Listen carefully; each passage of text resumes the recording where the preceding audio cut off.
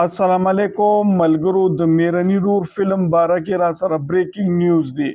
بریکینګ نیوز دا دی چې میرني رور نه جهانگیر خان آوټ شوی دی او کاسټ فائنل شوی دی. بیګا هغه پوسټر شایع کړی دی. پوسټر نه دا اندازه لګي چې جهانگیر خان د فلم نه آوټ شوی دی او د دې کاسټ فائنل شوی دی. د دې کاسټ کې ارباز خان او شاهد خان فائنل شوی دی.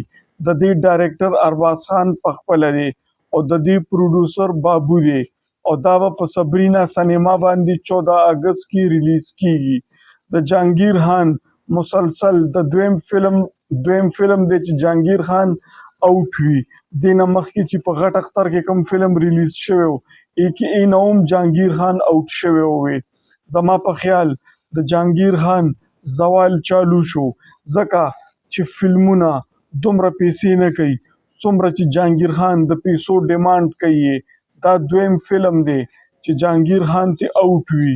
څه وخت چې جهانگیر خان په فلم کې نو سینما ته به څوک نه راتلو او اوس فلمونه جوړیږي خو جهانگیر خان پکې ني.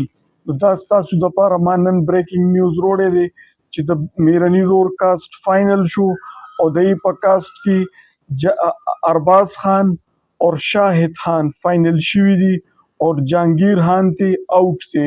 امید دی چې نننۍ ویډیو به ستاسو ډیره خوښه شي. که تاسو غواړئ چې دارنګې ویډیوګانې زه تاسو له مزید جوړې کړم نو یې دپاره زموږ چینل ضرور سبسکرایب کړئ.